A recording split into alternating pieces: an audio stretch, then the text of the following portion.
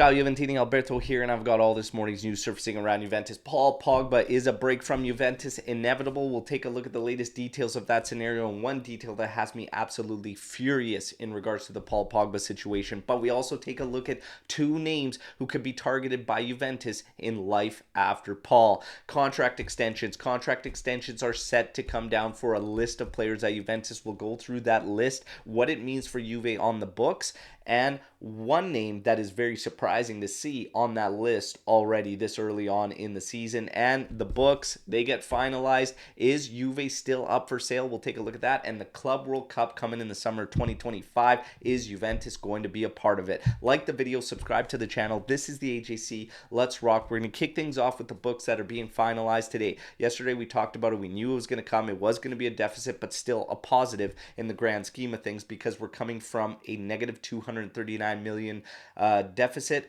It is set to close around negative 115 million euros. Is Juventus for sale? Exor and John Elkann all denying that Juventus is for outright sale, but the rumors of a partner buying in continue to swirl and pick up steam. So that might be a scenario, is a partner buying into Juventus. Obviously, we will keep eyes on this situation as it develops. Paul Pogba.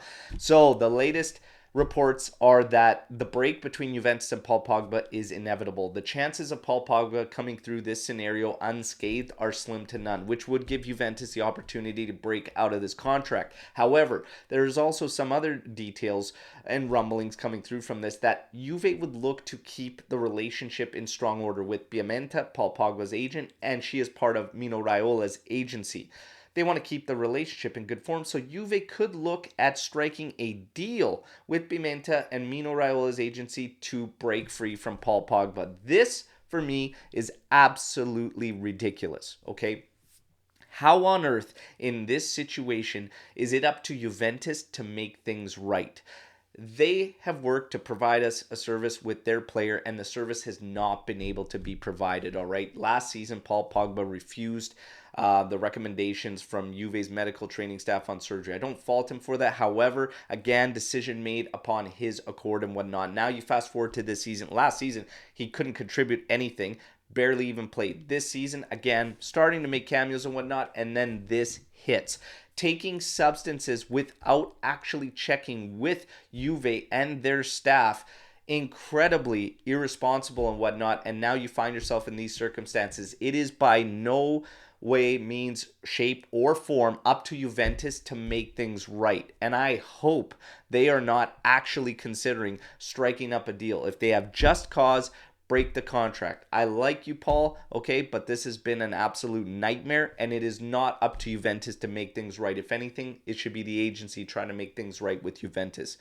Absolute nightmare return. I can't wait for it to end, all right? That's my thoughts. You guys let me know the drill. What do you think about a possible deal in breaking free? Now, we get to two names that are listed as potential targets for life after Paul Pogba. Peter Zielinski, he could be available if a renewal is not found with Napoli, and if that goes down, Juve could potentially strike in January to try and find a deal to add the midfielder for next season. He's currently 29 years old, still a very, very strong midfielder, and knows Serie A very, very well. But the big one, the big target apparently, is Thuram, the 22-year-old from Nice. Solid player. This is one that would have Juventini drooling over whatnot, but it would be difficult. He's not going to be cheap, and he's going to have a list of teams coming after his signature in the summer, all right? But he remains a big target for Juventus. Let's wait and see, and fingers crossed. But life after Paul seems inevitable, and we have to find somebody. I hope it's Thuram. Now we get to contract extensions. Locatelli on that list. He could be heading towards an extension to 2027, and this would help Juventus lower the amortization on the books. Keep in mind that Gerbi wanted Locatelli this past summer. Locatelli rejected it to stay at Juventus, okay?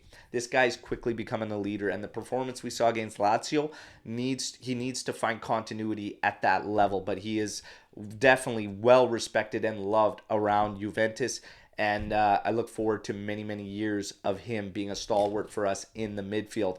But he does have to find continuity like he did in that performance against Lazio. Vlahovic, his agent, is in Turin currently, at the beginning stages of working on this renewal, which would help Juve spread out his salary and make it more manageable, okay? Gatti set to receive a 1-year contract renewal, and this would see his salary increase in a sign of good faith and showing him that he has become a starter at Juventus. McKennie, this is a name that surprised us, but he is apparently potentially going to get an extension. Okay, taking it to, well, his current contract ends in 2025, but he could be up for an extension based on the performances. If you ask me, pump the brakes on this one. Let's just wait and see. He's hitting the ground running to the season this season, doing very well at right wing back, but there is no rush in extending Weston McKennie, especially given how much interest was actually there this past summer. Just wait on that one. That's just my 2 cents, okay?